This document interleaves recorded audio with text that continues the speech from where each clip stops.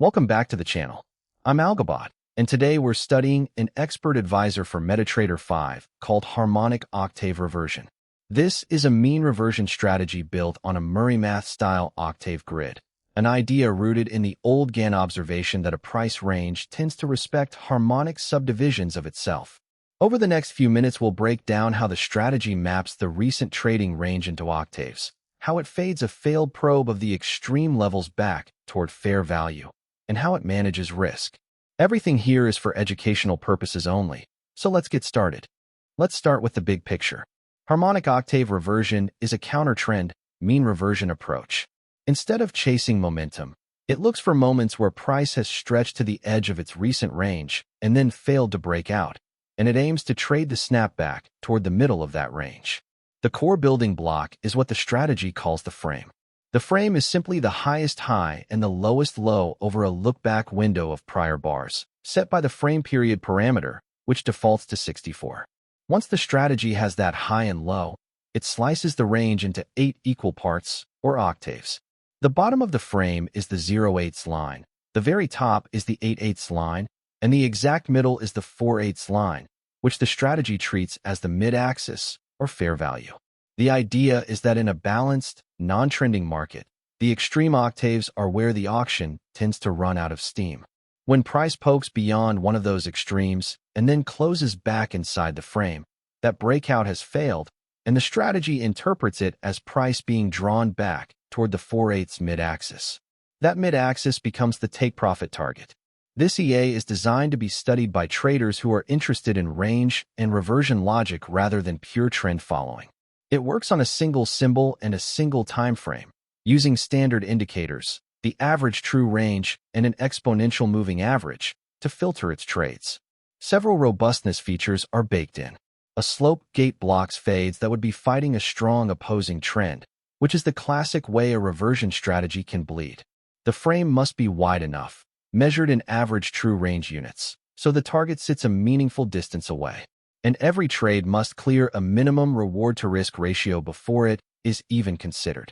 As always, remember that trading carries risk. Losses are a normal part of any strategy, and this is educational information only, not financial advice.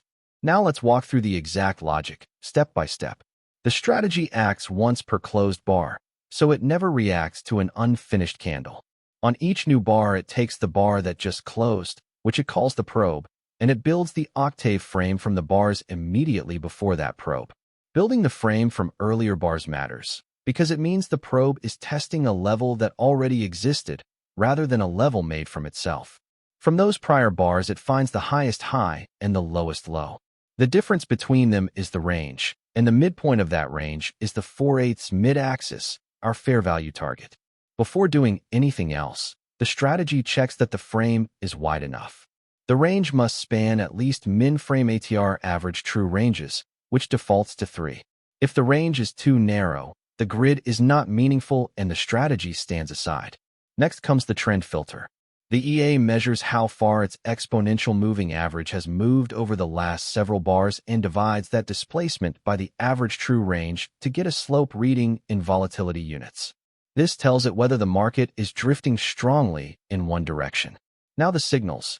For a long, the strategy detects that the just closed bar dipped its low below the 0/8 frame low, but then closed back above that line, and importantly closed while still below the 4/8 mid.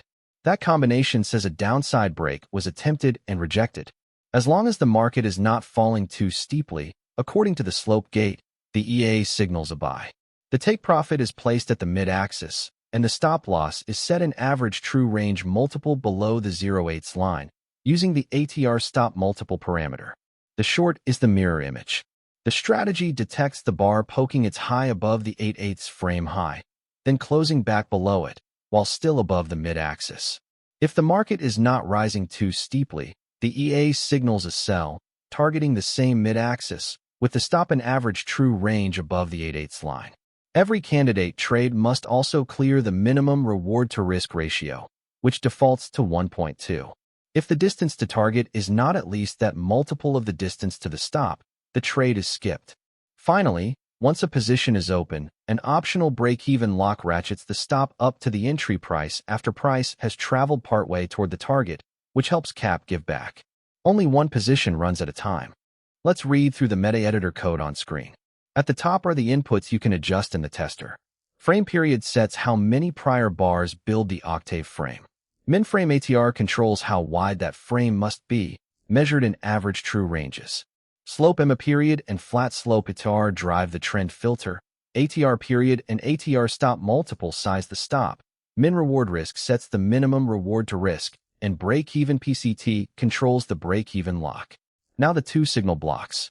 The long signal is true when the probe bar's low dipped below the frame low, written as below less than LL, yet its close came back above that low and stayed below the midline, and the slope reading is not deeply negative.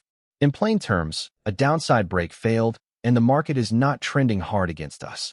When that fires, the stop loss sits one average true range multiple below the 0.8 line. The take profit is the midline, and only if the reward clears the minimum reward to risk does trade up by send the order. The short signal is the exact mirror. The probe's high pushed above the frame high, the close fell back below it while staying above the midline, and the slope is not strongly positive. Here the stop is placed in average true range above the 0.8 line.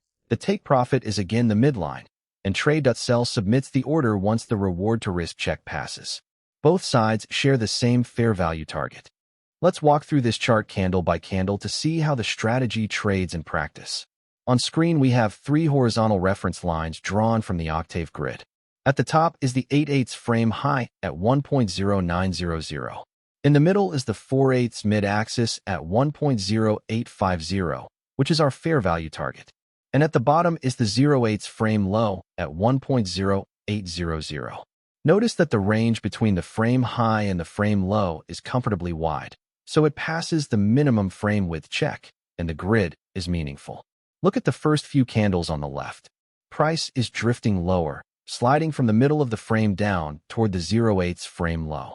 Each candle closes a little weaker than the last as sellers press the market toward that lower octave. This is exactly the kind of approach the strategy watches for, price stretching to the edge of its recent range rather than sitting comfortably in the middle. Now watch the fourth candle. This is the probe. Its low pierces below the 0.8 frame low. So for a moment, it looks like a downside breakout is underway. But by the time the candle closes, price has snapped back up and finished above that frame low again, while still sitting below the mid-axis. That is the failed probe pattern the strategy is built to detect. The break was rejected. Because the broader market is not trending steeply downward, the slope gate allows the trade, and you can see the buy entry marker appear on that candle. With the long position live, the take profit is set at the 4/8 mid-axis, and the stop rests just below the swing low, an average true range beneath the frame low. Follow the next candles as price lifts off that lower octave. Buyers step in, each candle prints a higher close, and the market climbs steadily back through the frame. By the seventh candle, price reaches the mid-axis at 1.0850, and the take profit marker fills. The reversion has played out. Price returned from the extreme edge to fair value, and the trade closes. Now the market keeps rising, and we get the mirror set up on the other side of the frame. Watch price push up through the upper octaves toward the 0.8 frame high.